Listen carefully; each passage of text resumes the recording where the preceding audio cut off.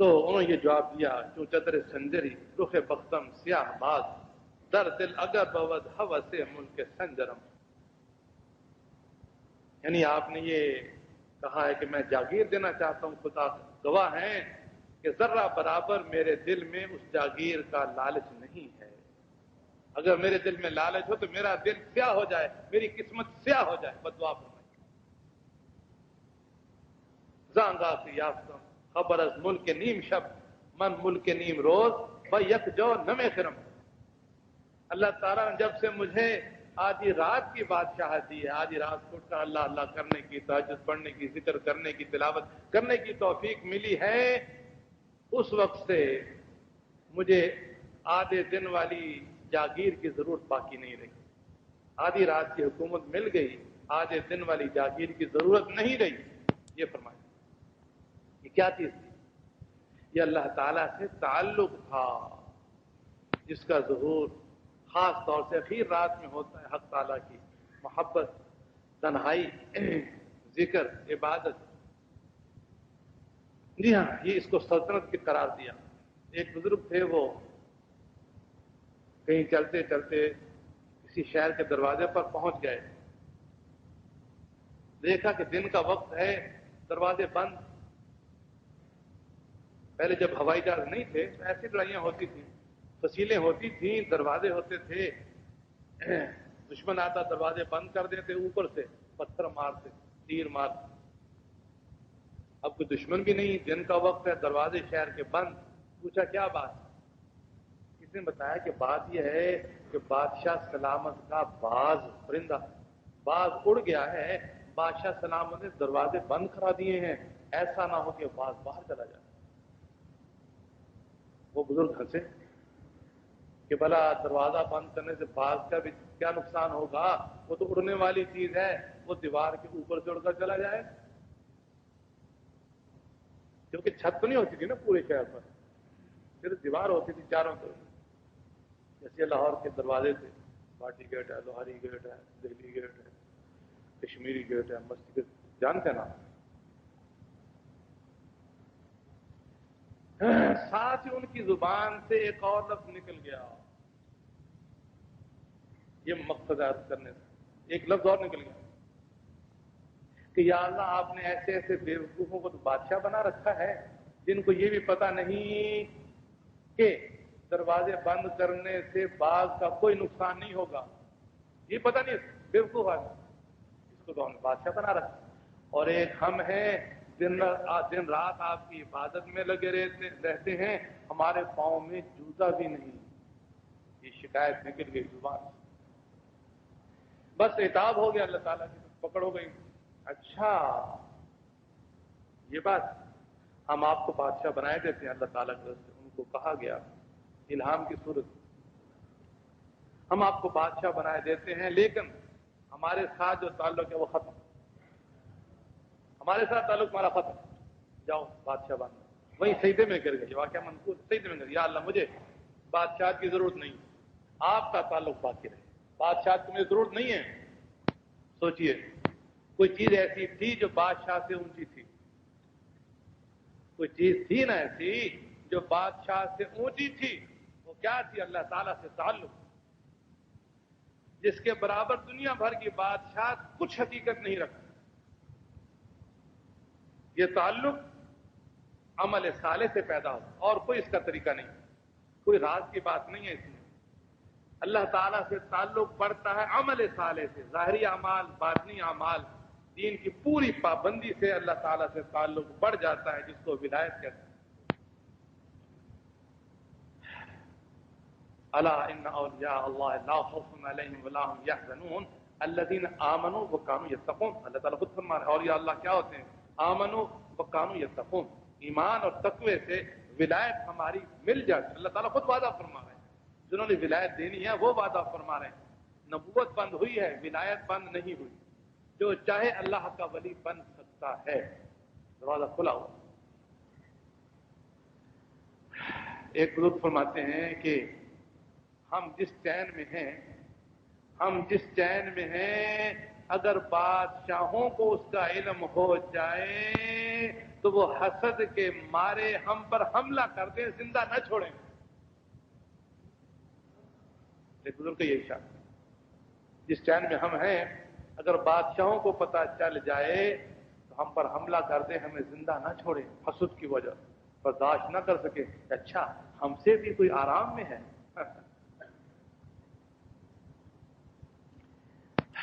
ایک بزرگ تھے، انہوں نے اپنا کرتا دیا اپنے خادم کو کہ دیکھو ذرا کوئی اس میں کوئی جوں تو نہیں پڑ گئی۔ کوئی دیکھا تو خادم بھاگتا ہوا آیا، حضرت بادشاہ سلامت آ گئے، حضرت بادشاہ۔ تو میں سمجھو کوئی بڑی جو نظر آ گئی، اس سے گھبرائے تو میں سمجھو کوئی بڑی جو نظر آ گئی، کوئی جو دکھانے مجھے آئے ہو۔ سمجھیے یہ میں کمزور تھا، یہ خود بھی ہنس لیتا، رو والا اس کو تو نا کمزور۔ تو بہرحال یہ کیا چیز تھی، حقیقت کیا چیز تھی؟ ان کے نظر میں جو کے برابر بھی بادشاہ رہی، میں سمجھا کوئی بڑی جو نظر آ گئی۔ یہ چیز کیسے ملتی ہے؟ اللہ تعالیٰ سے تعلق کی وجہ سے ملتی ہے، اللہ تعالیٰ سے تعلق کی وجہ سے۔ اور اس کی ایک وجہ یہ ہوتی ہے، دلیل ذمی کے طور پر عرض کرتا ہوں کہ یعنی سبب سے مسبب تک پہنچ، اس کو دلیل ذمی کہتے ہیں۔ آثار دیکھنا یہ دلائل انیہ ہوتے ہیں، بزرگان دین کے حالات ہمارے سامنے ہیں، ان سے بڑھ کر کوئی چین میں نہیں ہے، یہ دلائل انیہ ہیں، علامات۔ دلائل ذمیہ چند مختصر عرض کر دوں، زیادہ وقت میں بھی نہیں بیٹھ سکتا، کمزور آدمی، بوڑھا آدمی، زیادہ تر مجھے اپنے دوستی نظر آ رہے ہیں، مجھ سے پڑھتے رہتے اس لیے بے تکلفی تھی۔ تو دلائل ذمیہ میں سے ایک دلیل یہ ہے کہ دین کی وجہ سے ایک نعمت ملتی ہے جس کا نام ہے کون علی الہدی۔ حق تعالیٰ نے اس کو بیان فرمایا، اولئک علی ھدی من ربہم واولئک ھم المفلحون۔ جو نیک کام کرتے ہیں ان کو دولت ملتی ہے ہدایت پر ہونے کی، اس کو کون علی الہدی کہتے ہیں، ہدایت پر ہونا۔ یہ انعام ہے نیکی کا، نیکی کا انعام، کون علی الہدی۔ یہ چین کا ذریعہ ہے، راحت کا ذریعہ ہے۔ ایک آدمی گاڑی پر بیٹھے، جانا اس نے پشاور ہے، گاڑی جا رہی کراچی کی طرف،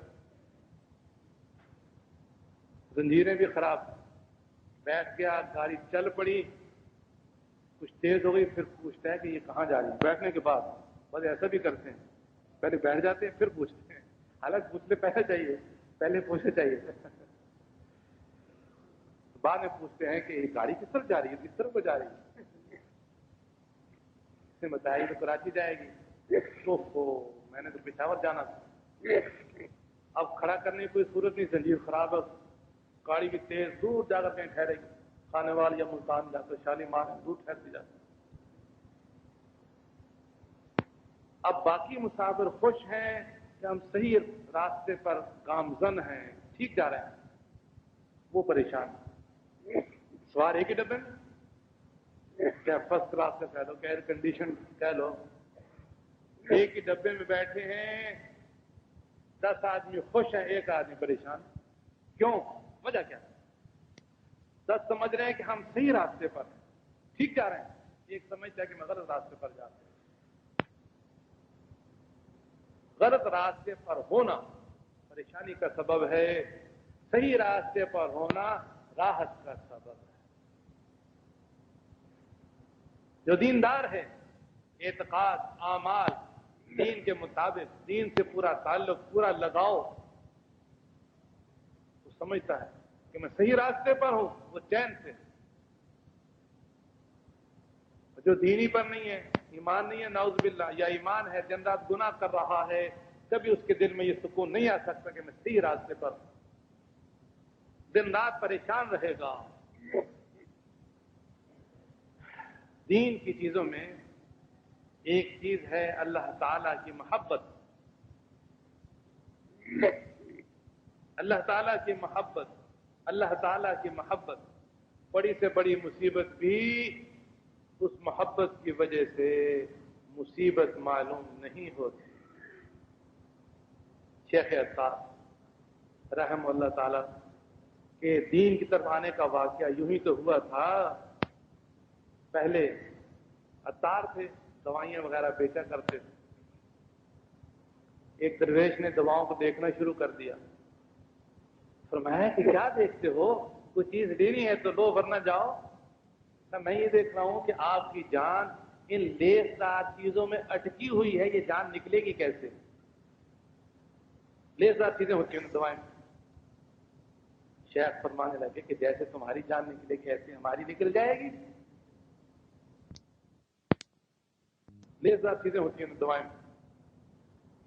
شیخ فرمانے لگے کہ جیسے تمہاری جان نکلے گی ایسے ہماری نکل جائے گی۔ وہ درویش کہنے لگا ہماری جان کا کیا، لو بھی نکل جاتی ہے، ہماری جان کا کیا؟ یہ کہہ کر انہیں کی دکان کے سامنے وہ درویش لیٹ گئے چادر لے کر۔ تھوڑی دیر گزری اور گزری اور گزری، دیکھا ختم، فوت ہو۔ یہ کہہ کر کہ ہمارا کیا، ہماری رو جان ابھی نکل جاتی، ہماری جان کا کیا؟ اس سے ایسا دل پر ایک دھکا لگا شیخ عطار، بس دنیا کا راستہ چھوڑ دیا، دین کا راستہ پکڑ لیا۔ یہ ناجائز دنیا کا، شریعت نے جائز دنیا سے نہیں روکا، ناجائز دنیا سے روکا ہے جو ہلاکت کا سامان ہے۔ جائز دنیا چاہے لاکھ روپے روزانہ کما لو کوئی حرج نہیں، ناجائز ایک پیسہ بھی کماؤ وہ آگ ہے۔ انما یاکلون فی بطونہم نارا وسیصلون سعیرا۔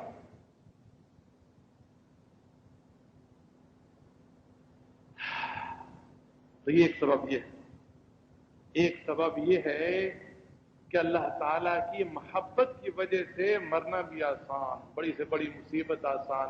مرنا تو اللہ میاں کی ملاقات کا ذریعہ ہے، اور یہ اللہ نے تمنائیں کی ہیں، نظریں مانی ہیں کہ یہ زندگی ختم ہو حق تعالیٰ سے ملاقات۔ حضرت فارس رحمہ اللہ تعالیٰ کا جب اخیر وقت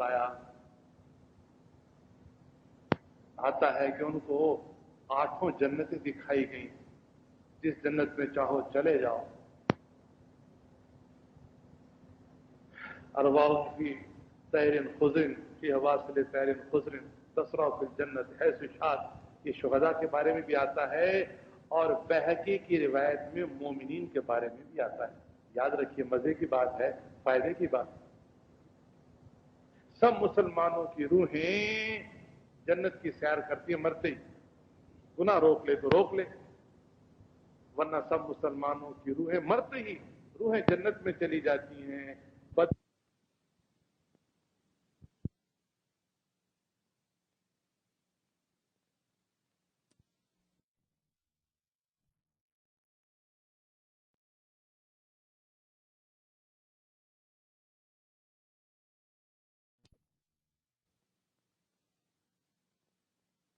بات ہے فائدے کی بات۔